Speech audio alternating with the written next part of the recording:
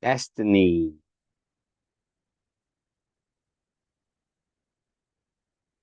I was ready to go back to Washington, but then Mr. Carnegie said, if you don't get anything out of your trip except what I am now about to tell you, it might well change your entire destiny.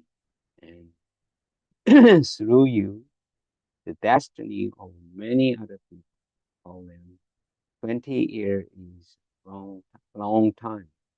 And I have given you pretty tough assignment and you have accepted.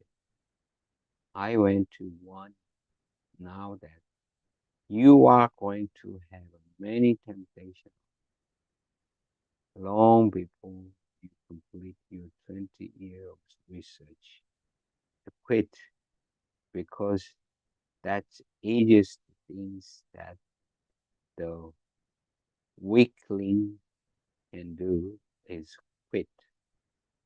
I don't think you are weakling. If I had thought so, I would not have given you the opportunity. But I do know that you need something to bridge over your temptation to quit. If and when they do come, I am now going to give you formula that will enable you to continue your mind so fairly that nothing in the world can stop you from going ahead and completing the task to which I have assigned you. I was recording all he said in, in shorthand. He then said, I want you to write very slowly and I want you to underscore every word that I speak now. And he's, here's the message I want you to repeat yourself at least twice a day, once just before you go to bed at night and once after you get up, looking at yourself in the mirror. You are talking to Napoleon Hill. Now remind you. And here is what you say to him. Andrew Cumming, I'm not only going to equal your achievement in life, but I am going to challenge you at the post and pass you at the grandstand. I throw my pencils down. I said, now, Mr. Carnegie, let's be realistic. You know very well I am going to be able to do that. At that time, Mr. Carnegie was rated as a billionaire, probably the first, maybe the only the billionaire, only the billionaire this country ever created as far as I know right now.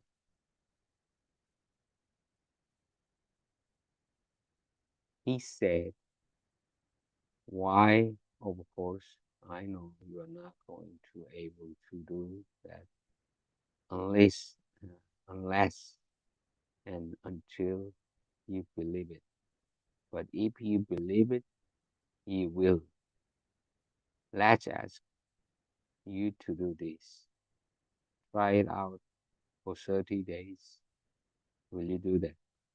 I said yes. That's a reasonable request. I certainly will.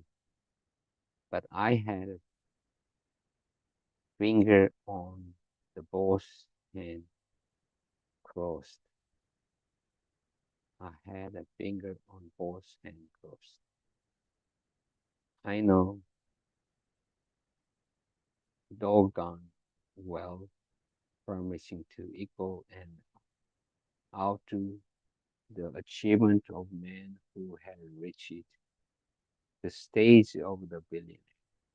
Why it was so ridiculous. I wasn't ever funny. It wasn't even funny. It even scared me. I thought Mr. Carnegie had lost his mind. I came very near. It was just too good to be true, but I promised. You darn liar. I returned to Washington to the apartment of my brother and I shared. When I wanted to go over the formula, I didn't want to my brother to know what a big fool I do made of myself. I had to break some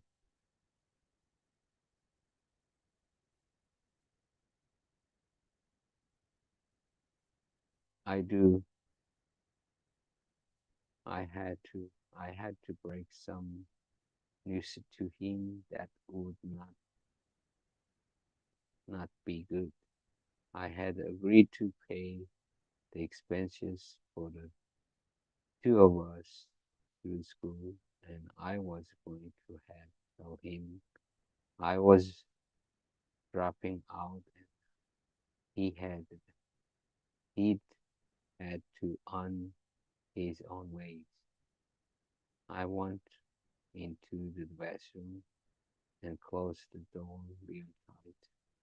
I got really close up to the glass and almost whispered the formula. Andrew Cunning, I'm not going to echo your achievement in life, but I'm going to challenge you worse than past you at the grandstand. And as I turned around in mind's eyes, I saw the rear Napoleon Hill standing there. I said, you done liar. Only Don dot Don is not the word I used. I was much more definite and stronger word. And I felt like a fool, like a thief saying things like that. Of course. And that's just what it seems like. But I thought, well, after you promised my Carnegie, you promised Mr. Carnegie, go ahead and then try it for first week. For the first week, my attitude made me feel like I was doing something foolish. And then all of a sudden, about the beginning of the second week, something inside me said, why don't you change your mental attitude about it? Do you realize that Andrew Carnegie is the richest man, that he is no all around, as the best picker of the men in the world? And if he choose you to do the job like this, he must have found something in me that you didn't know was there. Why don't you change your mental attitude? And then I started to change my mental attitude. If I had have done so, I wouldn't be sharing all this with you today, and I wouldn't I wouldn't be talking to the millions of people in this and other countries of the free world through my books. If I haven't changed my mental attitude and become positive inside of negative, my life would be so different. I started repeating the formula in honest and by end of the months. I'm not only believe that I would catch up with Mr. Carnegie, but I know I would exceed his achievement. And believe you me when I tell you that I have long since attained that objective, and I will tell you why I've achieved, I've attained it. Action is the key to success. Mr. Carnegie gave me opportunity to help make about 20 or 25 millionaire. Mr. Carnegie gave me opportunity to help make about 20 or 25 millionaires worldwide. But that's not a main claim for having outranked Mr. Carnegie. What is more important is that I brought men and women together in spirit of understanding, which haven't existed. I've helped the men and women become successful in all walks of life. I had saved men and women from suicide by helping them find themselves. I have done for the world things that Mr. Carnegie never did it, did do. And not only that, but what I have done had been recorded, it's been tested, it's been taken to the free world, and it's going to benefit millions of people who are not born yet, who are not yet born. You can benefit as well. You can benefit as well when you apply the principle, share the principle. Action is the key to success. First, let's look at the formula of this philosophy and an overview of what you will read throughout this book. The first philosophy of human achievement. Stated as briefly as possible, the philosophy is organized know-how of these who have done the most to develop and stabilize our great American way of life and our system of free enterprise. Mr. Carney gave away most of his money before his death, but he entrusted to me what he said was greater portion of his riches, which consisted of the means by which he acquired his wealth, and committed me, devoted my life to talking this knowledge to the people of the world. Knowledge is the one quality without which no one may achieve not worse success in any calling. And I may I may add it add it was quality I did not know I possessed until it was disclosed by the searching mind of the great Andrew Carnegie. It can be acquired by all who master and apply the idea of definiteness of purpose, This quality consists of habit of turning on more willpower instead of quitting and accepting defeat when faced with a difficult problem and going to become harder. Knowledge is the one quality without which no one may achieve notable success in any calling. The vast majority, approximately 95% of people of all countries go around and around life without aim or purpose. They drift with the circumstance of life, good and bad, whereas successful individuals create their own circumstances and ride them to the victory. To pass to the greatness may not be easy, but that's to be expected. What you might not expect it is source of some opposition.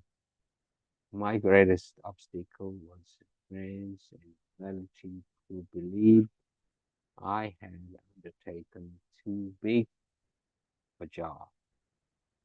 They chin, chin, cheated, cheated me for working for the richest man in the world for 20 years without financial compensation from him.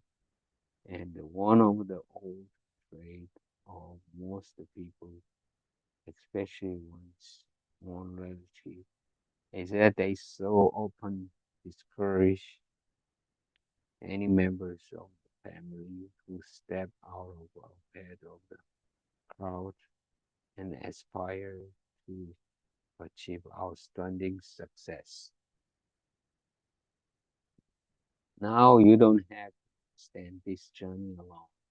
In fact, one of the principles you are about to discover underscore the importance of the sport of group that use the mastermind principle. I had help achieving my personal goals through the mastermind alliance with two people who gave me encouragement when the going on. Mr. Carnegie and my spouse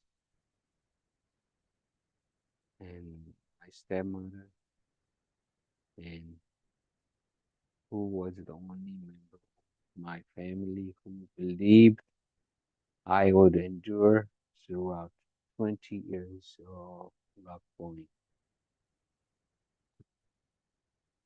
Friendly alliance. One of the great miracles in human relationships consists in the power of a survival acquired by a friendly alliance with one or more other person. My friendly alliance expanded to include the world's top achievers of the day. Each had a part of the creation of this philosophy. Thomas A. Edison was without a doubt the most interesting and the one who probably received the most important aid during my 20 years of research. I mention Mr. Edison because of his great achievements, despite his lack of extensive formula education. Mr. Edison had that quality which got me my opportunity with Andrew Carnegie. Lemony, the habit of turning on more effort instead of quitting when going was harder. Before he prepared the in, modern incandescent electric light. He tried more than 10,000 different ideas, all of which failed to work. That was definitely a purpose without parallel in the history of human.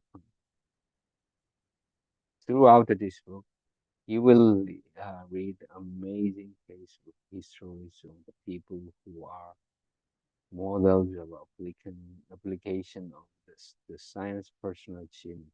Some of them you will meet for the first time.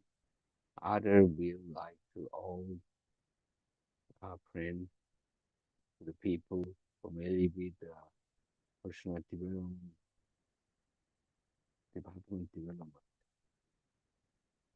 The first one of these case histories illustrate a man who is personal friend and he is very well known and highly admired all Nightingale.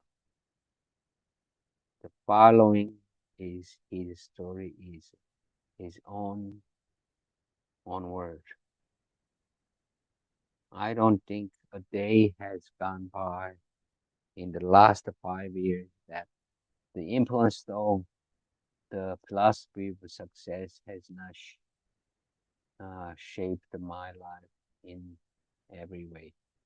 Coming upon it was I did after 20 years of honest seeking over the answer was like being rescued from the sea. It is said that in every lifespan in honest study, there come to an illumination of the brilliant as to remove all the shadow of doubt. Since then, just as few short years ago, I had been able to get everything I set my mind upon within a week, having discovered the formula. I deliberately doubt my salary and then just to make sure I redoubled it. I have since come to take for granted such a simple things. I have worked for 4 companies since that time, and I am well on road toward my goal. In- Incredible as it may seem, there is one bit of the wisdom that has passed down from um, ant- ant- antiquity, unchanged and unchallenged. Great thinker from the time's very beginnings have orders it as if it were their own personal.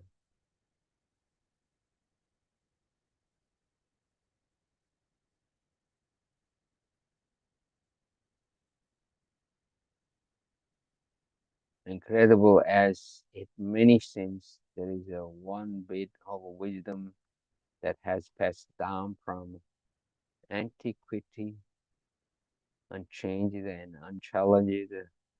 Great thinker from the time very beginning had ordered to it as if it were their own personal discovery, and so it was.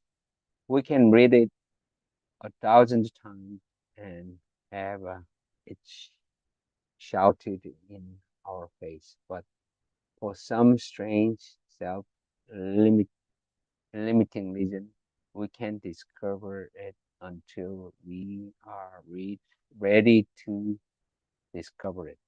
Humans ought to have a tendency to transform themselves into their physical equivalent. That's all. Not very shaking. Is it? Is it? Just the 12 word that still given it gripped when oh, I was, give me the creeps when I think of how over they contain. But that's not the end of the story. In fact, it's only beginning. I had isolated 12 great riches of life. So have we examined and 17 principles. Let's look at the first step of your journey, one that improves the self-understanding. One that involves self-understanding.